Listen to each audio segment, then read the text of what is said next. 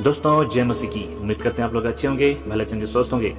दोस्तों आज फिर से एक बार आज की इस नए वीडियो में आप सबों का यीशु मसीह के नाम से हम स्वागत करते हैं। दोस्तों आइए आज की इस वीडियो को हम लोग शुरू करें और आज एक वायरल वीडियो को हम लोग देखेंगे, फिर आगे हम उसके बारे में जानेंगे।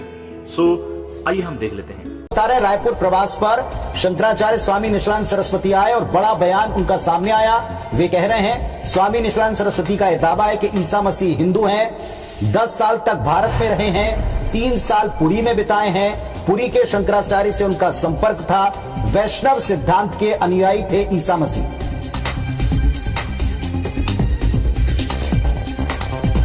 सुनवाते आपको क्या कहा है उन्होंने, सुने आप।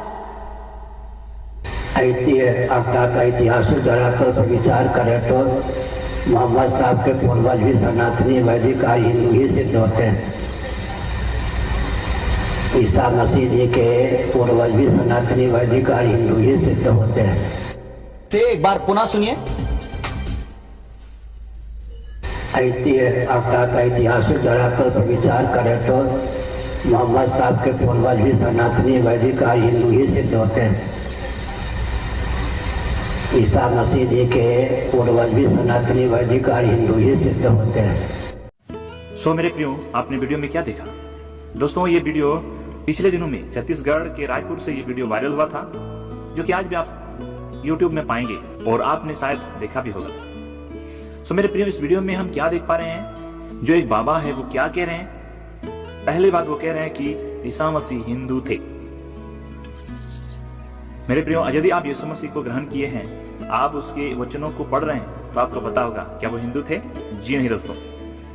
अगर देखा जाए तो एक यहूदी परंपरा के अनुसार वो जन्म लिया, बाकी आप ध्यान दीजिए। दूसरी बात वो कह रहे थे कि ईसा मसीह भारत आए थे। क्या वो सच में भारत आए थे? आपके पास इसका आंसर है? आंसर है, बहुत अच्छा बात है। आप ऐसे लोगों का आंसर कर पाएंगे। अगर नहीं जानते हैं कैसे इन सबको जवाब देना है, तो ये वीडियो आपको जरूर देखना चाहिए और इसके देखने के बाद आप ये आंसर करना जान जाएंगे। जी हाँ मेरे प्रियो, आइए हम इस वीडियो को देखते हैं। जब यीशु मसीह का उम्र 12 होता है वो तब दिखाई देते हैं।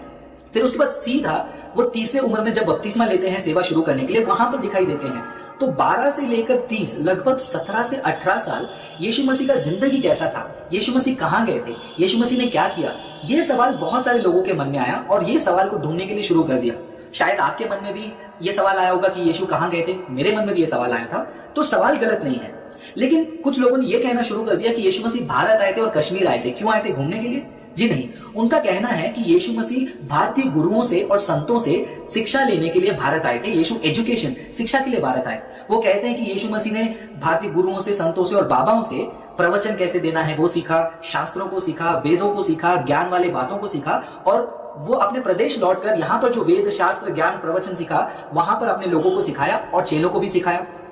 मेरे लिए सबसे बड़ी आश्चर्य देने वाली बात क्या है? माफ कीजिए मैं हंस रहा हूं। 2017 साल पहले क्या भारत में, कश्मीर में एक ऐसा बड़ा यूनिवर्सिटी था, ऐसा महाविद्यालय था, ऐसा बड़ा विद्यापीठ था जिसकी पढ़ाई, शिक्षा इतनी मशहूर थी दुनिया भर में कि यीशु मसीह के माता पिता ने यीशु को भारत देश भेजा शिक्षा लेने के लिए, ज्ञान प्राप्त करने के लिए, प्रवचन और वेद शास्त्र सीखने के लिए। क्या सच है ये? क्या वाकई में यीशु मसीह भारत आए थे, कश्मीर आए थे? क्या उन्होंने यहाँ पर जो शिक्षा ली थी वेद शास्त्र की, वो अपने प्रदेश में सिखाए, चेलों को सिखाए थे? क्या बाइबल में भी वही लिखा है? ये सारे सवालों का जवाब जो है हमें बाइबल में ढूंढना बहुत जरूरी है। हमें जानना जरूरी है इस विषय में बाइबल क्या कहती है। तो बाइबल के आधार पर मैं आपको 5 कारण बताना चाहूंगा जिससे साफ साबित होता है कि यीशु मसीह भारत नहीं आए थे, कश्मीर नहीं आए थे। क्या है वो 5 कारण?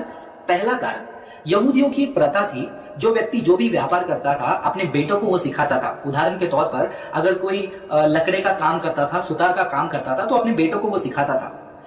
अगर आप मरकुस की किताब 6 अध्याय 3 वचन और मत्ती की किताब 13 अध्याय 55 वचन पढ़ते हैं, इससे हमें साफ साफ पता चलता है कि यीशु मसीह को जो है लोग एक बढ़ई के नाम से, एक सुतार के नाम से काफी समय से पहचानते थे। अब ये वचनों को पढ़कर देखिए, उसमें साफ साफ लिखा है, लोग यीशु को देखकर कहते हैं ये तो वही बढ़ई है ना, ये तो वही सुतार है ना, ये यूसुफ का बेटा है ना, ये तो मरियम का लड़का है ना जो सुतार का बेटा है, इसके भाई ये है, इसके रिश्तेदार ये है। तो वहां के लोग यीशु मसीह को बचपन से जानने के कारण आसानी से पहचान पा रहे थे कि ये वही यीशु है ना।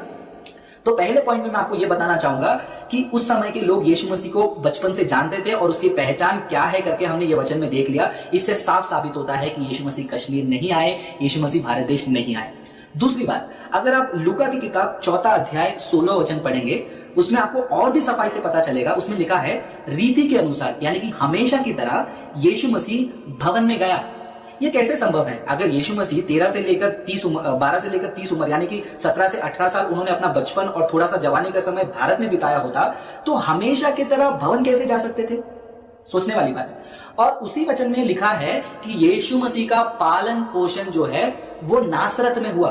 तो ये वचन 4 अध्याय 16 वचन लूका का हमको साफ साफ बताता है कि यीशु मसीह भारत नहीं आए, कश्मीर नहीं आए, क्योंकि वो पले बड़े पालन पोषण वहीं पर था उनका नासरत में, और हमेशा के जैसा वो नासरत में जाकर भवन में उपस्थित रहते थे। तीसरा कारण, जब यीशु मसीह प्रचार कर रहे थे तो उस समय में जो लोग थे, जो फरीसी लोग थे और बहुत सारे यीशु के विरोध करने वाले लोग थे, उन्होंने यीशु के ऊपर कई सारे इल्जाम लगाए। उन्होंने यीशु के ऊपर इल्जाम लगाए कि तुम सबत को तोड़ते हो, परमेश्वर के विरोध बात करते हो, तुम ईश निंदा करते हो, तुम्हारे अंदर शैतान की आत्मा है। ऐसे यीशु के ऊपर काफी सारे इल्जाम लगे।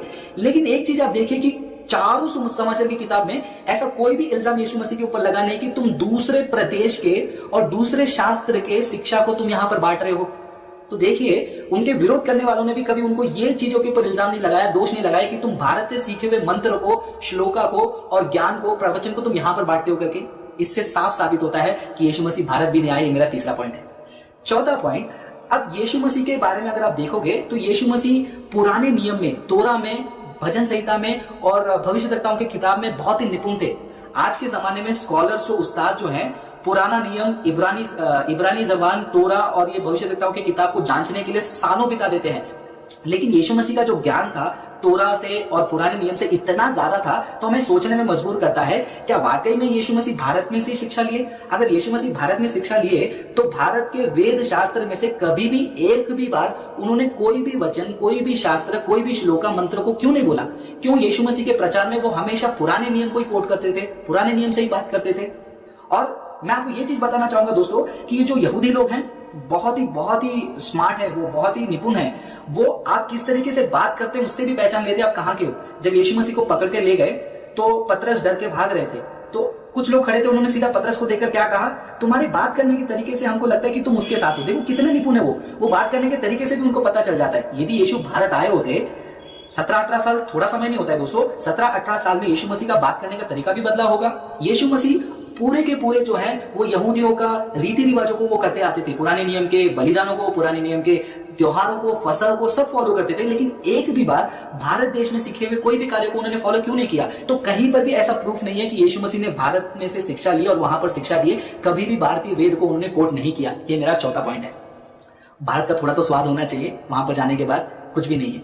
पांचवा पॉइंट मैं आपको कहना चाहूंगा, बढ़िया पॉइंट है, यीशु मसीह ने सिखाया परमेश्वर एक है। जी हाँ, लेकिन भारत में जो गुरु हैं, संत हैं, उनका मानना क्या है? भारत में तो 33 करोड़ परमेश्वर को मानते हैं।